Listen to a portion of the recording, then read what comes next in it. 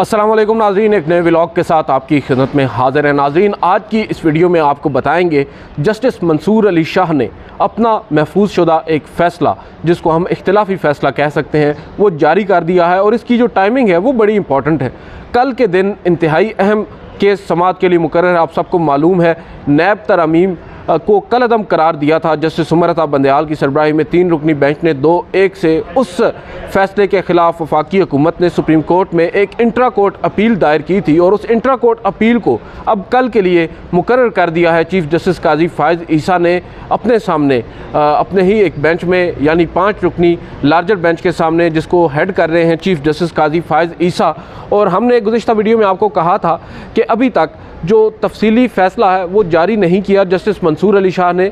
जो उन्होंने इख्तिलाफ़ किया था जस्टिस उमर अता बंदयाल और जस्टिस एजाज़ुल एहसन की अक्सरियती राय से, और उन्होंने कहा था कि जो नैब तरमीम है ये पार्लिमान का इख्तियार है और उनको कलअदम करार नहीं दिया जा सकता। अब उन्होंने उसके ऊपर अपना 27 सफ़हात पर मुश्तमिल एक तफसीली जजमेंट दिया है।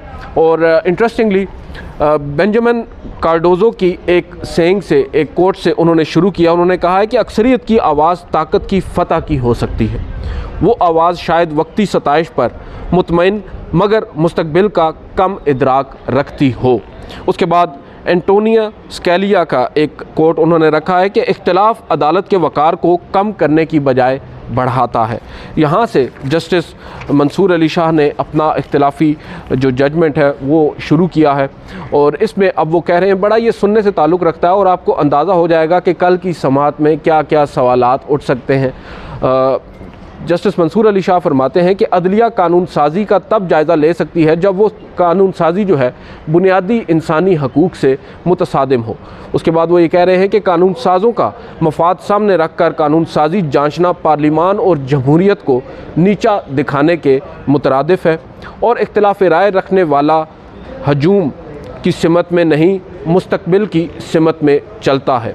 अदालतों को पॉपुलर सियासी बयानिए पर नहीं चलना होता, ये कहना है जस्टिस मंसूर अली शाह का। और वो कह रहे हैं कि अवामी जज्बात के ख़िलाफ़ जाकर भी अदालत को आईन व कानून के मुताबिक फ़ैसले देना होते हैं।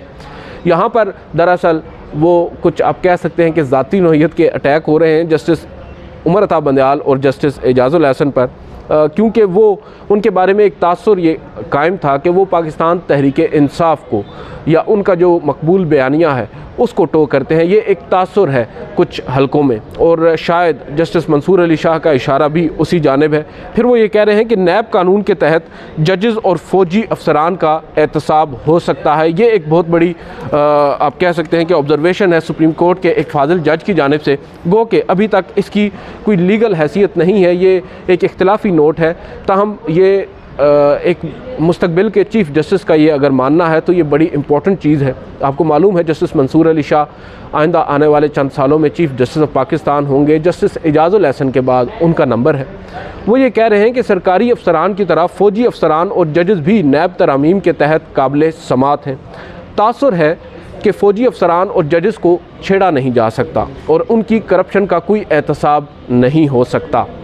फिर वो ये कह रहे हैं कि इदारों के दरमियान तवाज़ुन उसी सूरत कायम रह सकता है जब इदारों के दरमियान एहतराम का बामी ताल्लुक़ कायम हो। और फिर पार्लिमानी निज़ाम हुकूमत में अदलिया को एग्जेक्टिव या मुकन्ना के मुखालिफ के तौर पर नहीं देखा जाता। अदलिया को उस वक्त तक तहम्मुल का मुज़ाहरा करना चाहिए जब तक आइनी हदूद की खिलाफ वर्जी ना हो। यहाँ पर वो ये कहना चाह रहे हैं कि जो नैब तरमीम है इनसे कोई भी आप ऐसा सबूत सामने नहीं आया जिससे ये कहा जा सके, या कोई भी ग्राउंड ऐसा नहीं आया कि आइनी हदूद से तजावुज़ किया गया हो, और सिर्फ़ एक पॉपुलर बयानिए को सामने रख कर फ़ैसला दिया गया है, ये उनका मानना है। और फिर वो ये कह रहे हैं कि इमरान ख़ान नैब तरमीम को अवामी मफाद के बरक्स साबित करने में नाकाम रहे हैं। इमरान ख़ान साहब ये साबित नहीं कर सके कि ये जो नैब तरमीम है ये अवामी मफाद के बरअक्स हैं। फिर वो ये कह रहे हैं कि पार्लिमान की जानिब से बनाए गए तमाम कवानीन बिल आखिर किसी न किसी अंदाज में बुनियादी हकूक़ तक पहुँच ही जाते हैं। पार्लियामेंटेरियन का कानून चैलेंज करने का हक़ दावा नहीं बनता। फिर यहाँ पर इमरान खान साहब के बारे में कहा जा रहा है क्योंकि वो आपको मालूम है मेन पिटिशनर थे, उन्होंने ही सबसे पहले इन नैब तरमीम को चैलेंज किया था सुप्रीम कोर्ट ऑफ पाकिस्तान में, जिन नैब तरमीम के ज़रिए न सिर्फ शरीफ ख़ानदान बल्कि भुट्टो ख़ानदान और भी कई PDM के जो रहनुमा हैं, जो सीनियर रहनुमा हैं, उनको रिलीफ़ मिला था। उनके केसेस ख़त्म हो गए थे, कईयों के केसेस मुंतकिल कर दिए गए थे और इनके अगेंस्ट इमरान खान साहब जो कि रुकने पार्लियामेंट भी थे, ताहम वो मुस्ताफ़ी थे, मगर उन्होंने सुप्रीम कोर्ट में एक 184(3) के तहत आइनी दरख्वास्त दायर की थी। ख्वाजा हारिस उनके वकील थे और यहाँ पर अब जस्टिस मंसूर अली शाह ने, आपको याद होगा एक मौके पर जब समाअत चल रही थी, उन्होंने इमरान खान को एक भगोड़ा सियासतदान कहा था, एक रन अवे पॉलिटिशियन का खिताब दिया था कि इमरान खान तो ख़ुद पार्लिमान में नहीं बैठे तो क्यों कर हम उनकी बात को मानकर उनकी इस दरख्वास्त को मंजूर करें। अब वो यहाँ पर कह रहे हैं कि पार्लियामेंटेरियन का कानून चैलेंज करने का हक़ दावा नहीं बनता। जमहूरी निज़ाम में अक्सरियत का ही फ़ैसला या कानून साजी हतमी तसव्वुर होती है। उनका ये मानना है कि जो माइट है वो राइट है और जमहूरियत में ऐसा ही होता है कि जो अक्सरियत होती है वो अगर कोई फ़ैसला करती है तो वो दुरुस्त होता है, या कानून साजी करती है तो वो भी हतमी यानी फ़ाइनल तसव्वुर की जाती है। अदालत पार्लिमान के अंदरूनी मामलात में मुदाखलत नहीं कर सकती। अब ये वो बात है जो हाल ही में supreme court practice and procedure act में इसके बरक्स कही गई थी। Justice Umar Ata Bandial, justice Ejazul Ehsan, justice Munib Akhtar और जस्टिस आयशा मलिक की जानिब से जब ये कहा गया कि जो पार्लिमान है वो अदालती मामलात में मुदाखलत नहीं कर सकता। जो supreme court practice and procedure act है वो एक ऐसा कानून है जिससे अदालती जो मामलात हैं उनमें डायरेक्टली इंटरवीन किया गया है। जो इख्तियारात थे चीफ़ जस्टिस ऑफ पाकिस्तान के उनको कर्टेल किया गया है और अदलिया की आज़ादी पर कदगन एक तरह से लगाई जा रही है। और अब यहाँ पर जो उसी बेंच में शामिल एक और जज थे जस्टिस मंसूर अली शाह, वो एक और मुकदमे में नैब तरमीम केस में ये कह रहे हैं कि जो पार्लिमान है या जो अदालत है या अदलिया है वो पार्लिमान के अंदरूनी मामलात में मुदाखलत नहीं कर सकती। पार्लिमान जो कर सकती है उसको ख़त्म भी कर सकती है। और मुसलसल सवाल के बावजूद इमरान खान ये नहीं बता सके कि नैब तरमीम से बुनियादी हकूक़ कैसे मुतासर हुए। ये सवाल हमें याद है कि बार बार पूछा जा रहा था ख्वाजा हारिस से, बिलखसूस जस्टिस मंसूर अली शाह ही इस सवाल को सामने रख रहे थे कि आप मुझे ये बता दें। और उन्होंने पहली समाअत पर, दूसरी समाअत पर, कुछ तकरीबन 55 समाअतों पर, हर समाअत पर कम से कम ना भी सही तो कम से कम हर दूसरे तीसरे मौके पर वो ये पूछते थे कि कौन से बुनियादी हकूक़ मुतासर हुए हैं। तहम उन्होंने जो ख्वाजा हारिस है उन्होंने बुनियादी इंसानी हकूक़ की निशानदेही की थी, मगर जस्टिस मंसूर अली शाह उनसे मुतमईन नहीं हुए थे और उनकी रीज़निंग ये थी कि जो ख्वाजा हारिस साहब हैं वो बड़ा ओपन एंडेड तरह का आर्गूमेंट ले रहे हैं। ये आर्टिकल 10 भी मुतासर होता है, आर्टिकल 9 भी मुतासर होता है, इस तरह के। उन्होंने कहा कि आप स्पेसिफ़िकली बताएं कि कौन से बुनियादी हकूक़ की को मुतासर हुए हैं और किस तरह मुतासर हुए हैं। तो उस पर शायद वो अदालत को कन्विंस नहीं कर पाए, या जहाँ तक ताल्लुक़ है जस्टिस मंसूर अली शाह साहब का। तो अब जस्टिस मंसूर अली शाह साहब ये कहने पर मजबूर हुए हैं कि इमरान खान साहब उनको ये नहीं बता सके कि कौन से बुनियादी इंसानी हकूक़ मुतासर हुए हैं इन नैब तरमीम से। अब ये तो एक इख्तिलाफी नोट था, उसका तफसीली रीज़निंग थी जो उन्होंने नोट उस रोज़ 2 सफ़ात पर मुश्तमिल जारी किया था। 15 तारीख़ को, आपको याद होगा 15 सितंबर 2023, जस्टिस उमर अता बंदयाल ने एक फ़ैसला जारी किया, मुख्तसर फ़ैसला। उसमें उन्होंने नैब तरमीम को कलअदम करार दिया, जिसके बाद एक हफ़्ते के अंदर अंदर नैब को ये हुक्म दिया गया कि एहतसाब अदालतों को, अकाउंटेबिलिटी कोर्ट्स को तमाम तर रिकॉर्ड वापस भेजा जाए। अब इस मुकदमे के ख़िलाफ़ अपीलों पर समाअत होने जा रही है।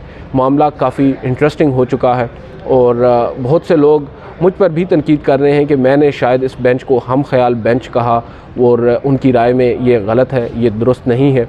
लेकिन मेरी इसमें अपनी रीज़निंग है। मैं ये समझता हूँ कि हम ख्याल तो ये हैं, और मैं पहले दिन से ये बात कह रहा हूँ कि मैं हम ख्याल से मुराद ये नहीं कह रहा कि हर फैसले में ये वही काम करते हैं जो एक जज करता है, बाकी भी उनको फॉलो करते हैं। मुद्दा है पार्लिमान और अदालत का, और जो पार्लिमान की बालादस्ती है उसके हवाले से और जो उस कानून साजी है उसके हवाले से इन पर्टिकुलर जो 5 जजेज़ हैं उनकी एक अंडरस्टैंडिंग है और उसके ऊपर वो हाल ही में एक फ़ैसला दे चुके हैं supreme court practice and procedure act की मद में।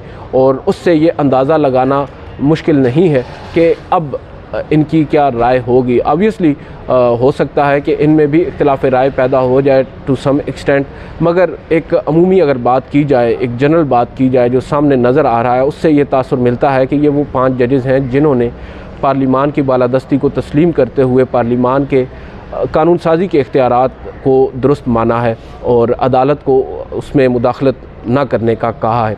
और इसी में अगर कोई एक ऐसा जज भी शामिल होता जिस जज ने उस वक्त जब ये फ़ैसला सुनाया गया था supreme court practice and procedure act का और उसकी मुखालफत की थी, यानी इख्तलाफ किया था, उनमें से कोई जज शामिल होता तो शायद हम इनको हम ख्याल जज ना कहते। कुछ लोगों का ये मानना है कि जस्टिस हसन नज़र रिजवी जो हैं उन्होंने जो माजी से इतलाक़ का मामला है उस पर इख्तिलाफ़ किया था, मगर ये बात वो भूल जाते हैं कि उन्होंने भी जो कानून है उसको दुरुस्त माना और जो शरह बनी थी 10 और 5 की वो उनको शामिल करके ही बनी थी। अब आते हैं दूसरे मामले की तरफ। जस्टिस मज़ाहिर अली अकबर नकवी के ख़िलाफ़ जो रेफरेंस है या शिकायत हैं उनके ऊपर उनको शोकाज नोटिस गुज़िश्ता रोज़ बताया जा रहा है कि मौसूल हो चुका है, जो इजहार वजूह का नोटिस है। और उसके ऊपर अब ये बहस शुरू हो चुकी है कि क्या जो एलामिया तारीख़ में पहली मरतबा सुप्रीम जुडिशल कौंसिल की कार्रवाई का जारी किया गया है, क्या वो होना चाहिए था या नहीं होना चाहिए था।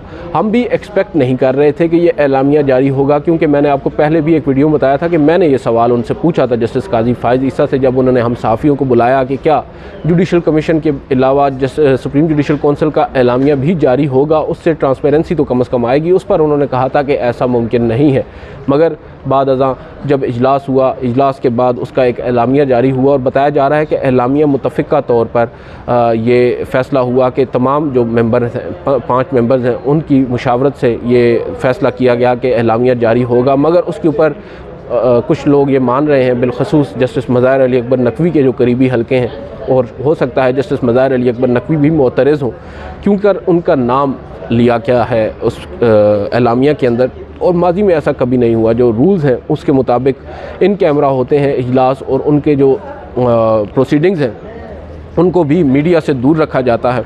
हाँ, जो आउटकम होती है वो आप जारी कर सकते हैं अगर सुप्रीम जुडिशल कौंसिल के मेंबरान ये कहें, मगर अभी तक तो सिर्फ़ एक इजहार वजूह का नोटिस जारी हुआ, और इजहार वजूह का जो नोटिस है या जिसको हम शोकाज नोटिस कहते हैं, इसको यूं कर पब्लिक कर देना, ये इसके ऊपर बहुत से लोग मोतरज़ हैं। और हो सकता है जस्टिस मज़ाहिर अली अकबर नकवी आइंदा आने वाले चंद दिनों में, क्योंकि उनके पास 14 दिन का वक्त है अपना रिप्लाई फ़ाइल करने का, अपना जवाब देने का, या वो अपना रिप्लाई फ़ाइल अगर करते हैं उस रिप्लाई के अंदर सबसे पहले वो इसी पॉइंट को एड्रेस करें कि क्यों कर इन प्रोसीडिंग्स को सबके सामने रखा जा रहा है, इनके एलामिये जारी किए जा रहे हैं। हो सकता है उस पर उनको एतराज़ हो, और ये एतराज़ उसी नोयत का हो सकता है जिस नोयत का जस्टिस काजी फ़ाइज़ ईसा माजी में कर चुके हैं कि उनके हवाले से जो रेफरेंस है उसकी ख़बरें उन तक रेफरेंस की कापी बाद में पहुँची और उसकी ख़बरें जो हैं मीडिया पर पहले चल पड़ी। और अब जो इजहार वजूह का नोटिस है वो मिला तो जस्टिस मज़ाहिर अली अकबर नकवी को कल है, मगर मीडिया को और हम सब को, पूरे पाकिस्तान को ही 2 दिन पहले मालूम हो चुका था उस प्रेस रिलीज़ की सूरत में।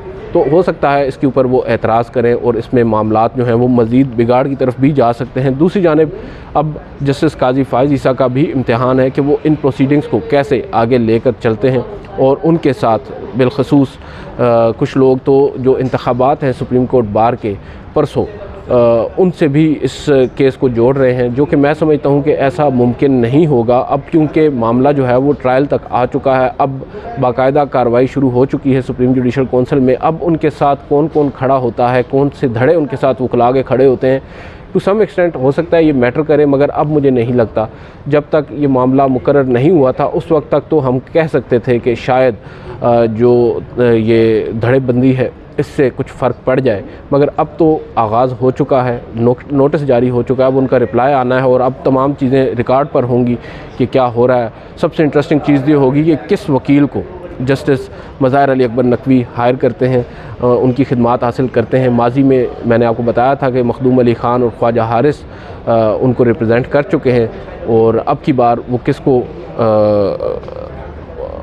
आप कह सकते हैं कि किससे रब्ता करते हैं। हो सकता है मखदूम अली ख़ान साहब एक मरतबा फिर उनको रिप्रेजेंट करें, या कोई और वकील सीनियर फ़ौजदारी के, तो वो ख़ुद बहुत बड़े वकील रहे हैं, तो ये बड़ा इम्पॉर्टेंट होगा। और उसके बाद सबसे अहम चीज़ जो मैं अभी तक उस टो में लगा हूँ कि ये मालूम हो कि आया वो चैलेंज करेंगे या नहीं, अभी तक कंफर्म नहीं हो पा रहा।